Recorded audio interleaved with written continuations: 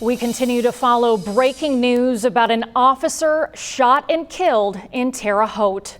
Good afternoon to you and thanks for joining us. I'm Susan Dinkel. It's a solemn afternoon in the community.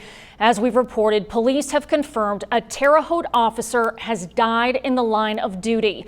You're looking at video from not long after that shooting happened. It happened at the FBI office in Terre Haute. That's near the Vigo County Courthouse.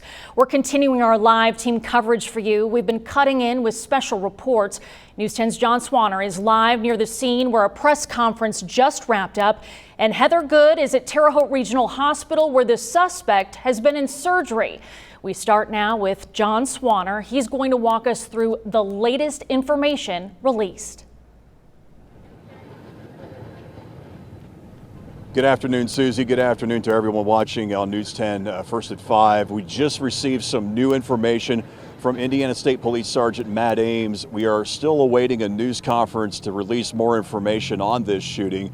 That will happen at 6:30 tonight, 6:30 Eastern Time, right here at the scene of the shooting. We're in between Cherry Street and Ohio Street along First Street on the west side of Terre Haute, just west of the Vigo County Courthouse and the jail. That is where that's where this news conference will take place. We have also learned that the Federal Bureau of Investigation will be the lead agency in this investigation, and that's very important because that's indicative that this will become a federal investigation and federal charges seem very possible. Because of the fact that the FBI is leading this investigation. Now that may lead to the question, why are the FBI involved? And that would be because the shooting happened outside their building, which is behind me and to my right. You'll see the black wrought iron fencing behind it. That is an FBI field office here in Terre Haute, and that is where this shooting took place, where the Terre Haute police officer was gunned down outside that office. So that could be part of the reason why. We don't know the identity of the officer at this time, nor do we have a name of a suspect. We'll have more information on that here in just a second, but hopefully at 6:30 Eastern Time, we will learn that information for you coming up. What we can tell you, besides the 6:30 news conference that's coming up, is that this shooting happened at about 2 o'clock in the afternoon. In fact, I was elsewhere talking to a Vigo County Sheriff's detective who immediately left my conversation and came here to the scene. Would not say much. We found out later, obviously, what it was. We were at Terre Haute Police Headquarters earlier today, and it was just an incredibly somber mood there, as you can imagine. The third officer taken from that department in the last 10 years. In fact, Brent Long, almost 10 years to the day of his death. He was killed back on July 11th of 2011, and of course Rob Pitts, May the 4th of 2018. Stick around. We hope to have more updates for you throughout the afternoon here on News 10 First at 5. But for now, reporting live on the west side of the Vigo County Courthouse parking lot, I'm News 10's John Swanner. Susie, back to you. Police say the suspect had surgery at Terre Haute Regional Hospital. News 10's Heather Good is live there to continue our team coverage.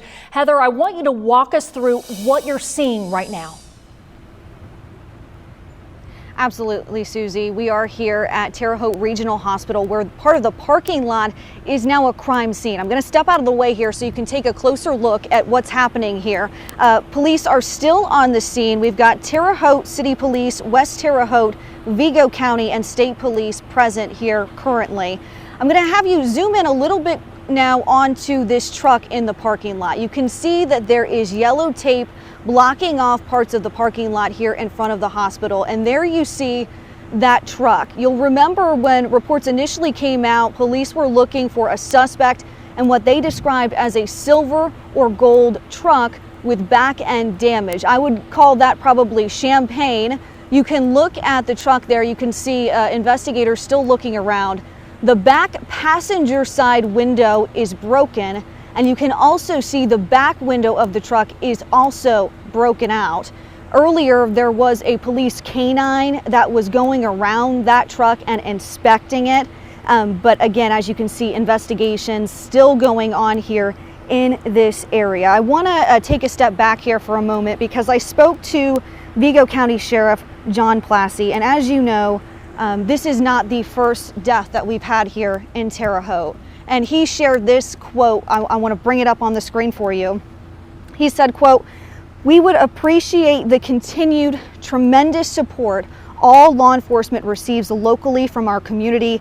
Please keep us and our families in your thoughts and prayers as we deal with this senseless tragedy. Knowing we are not alone in our grief really means a lot. Again, that came from Vigo County Sheriff John Plassey, who also served as the Chief of Police here in Terre Haute.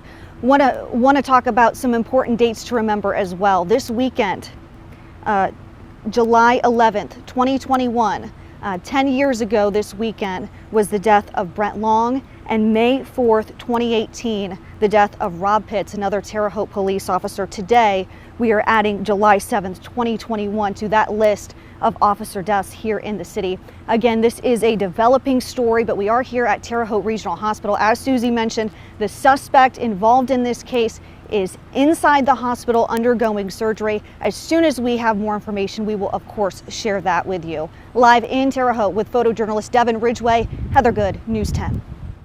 Of course, it's a hard day for the community.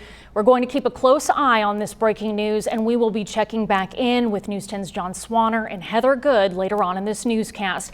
Plus, you can stay connected to this story 24/7 online at WTHI-TV.com.